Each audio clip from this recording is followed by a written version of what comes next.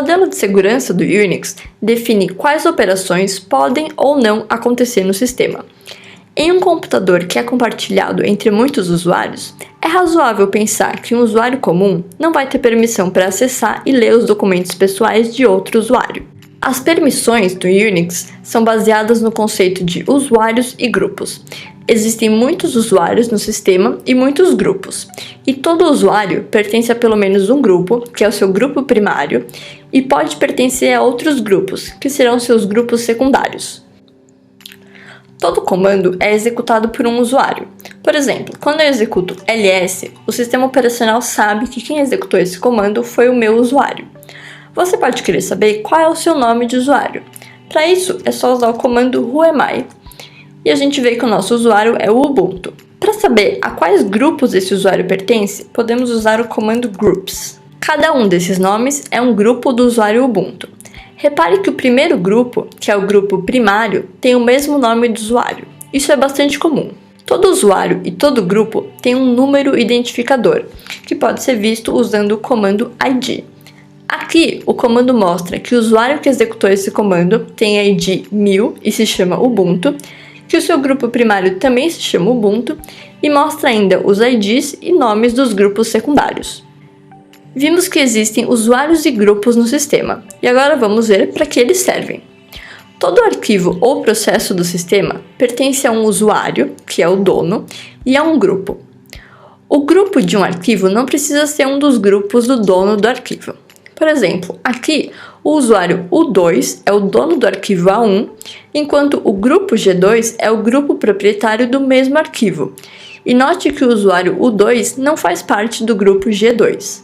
Dado um arquivo, o seu proprietário, o seu grupo proprietário e os outros usuários quaisquer do sistema, podemos classificar cada um desses usuários de acordo com a classe a que eles pertencem, o que vai depender de qual é o seu relacionamento com o arquivo em questão.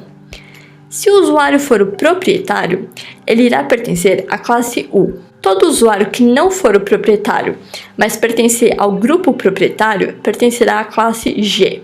E, finalmente, todos os outros usuários que não têm nenhuma relação com o arquivo pertencerão à classe O. Existe ainda uma quarta classe, que não é bem uma classe, é só uma forma de nos referirmos a todos os usuários do sistema. Ou seja, todo usuário pertence à classe A. Existem 3 tipos de ações que podemos executar para alterar um arquivo ou um processo. A operação de leitura, representada pela letra R, a operação de escrita e alteração de um arquivo, representada pela letra W, e a operação de execução de um arquivo, representada pela letra X. Com esses conceitos em mente, podemos agora entender o modelo de segurança do Unix. Para manipular um arquivo ou um processo, por exemplo, para ler e imprimir o conteúdo de um arquivo usando o comando cat, o usuário que executou o comando precisa ter a permissão de executar essa linha de comando, e a permissão será definida com base no comando que foi executado, nos seus argumentos e com base na classe a que esse usuário pertence, considerando os arquivos que estão sendo manipulados. O comando ls-l nos permite ver, de uma maneira resumida, todas as permissões que um determinado arquivo possui. As permissões de um arquivo são indicadas por uma sequência de 9 letras, agrupadas em 3 grupos. Cada grupo representa uma das classes de usuário que vimos antes e indica o status de cada permissão, escrita, leitura e execução, para essa classe. Quando uma permissão não foi concedida, a sua letra correspondente é substituída por um traço. Por exemplo, imagine que essas permissões se refiram a um shell script qualquer, como aquele que criamos no vídeo anterior. Esse conjunto de caracteres, então, significa que o usuário proprietário pode fazer qualquer coisa com o arquivo, ler, escrever ou executar, que os usuários do grupo proprietário podem ler e executar o arquivo, mas não podem alterá-lo, porque a permissão de escrita está representada por um traço, e que os demais usuários do sistema só podem ler o arquivo, porque tanto a permissão de escrita quanto a permissão de execução estão representadas por traços, o que significa que elas não foram concedidas a usuários da classe Outros. Lembre-se então que as permissões de um arquivo podem ser visualizadas usando o comando ls com a opção "-l".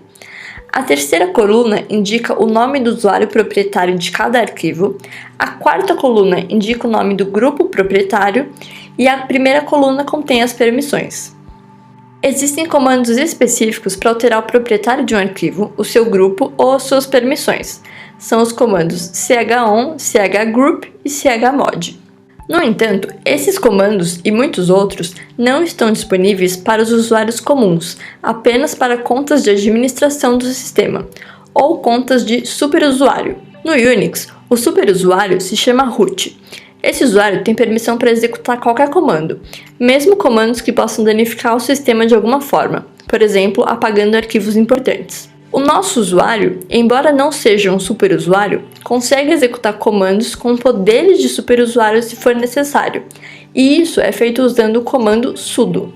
Por exemplo, usando o comando ls-l, podemos ver que o dono do arquivo frutas.txt é o nosso próprio usuário, chamado Ubuntu. Se nós quisermos alterar o proprietário para o usuário Maria, poderíamos tentar executar o comando chon, passando como primeiro argumento o nome do novo dono do arquivo, Maria, e como segundo argumento o nome do arquivo. No entanto, esse comando falha, porque o comando chon é um dos comandos restritos ao superusuário. Mas, se nós colocarmos no início da linha o comando sudo e tentarmos executar novamente, aí sim a alteração acontece, o que pode ser verificado executando ls-l novamente.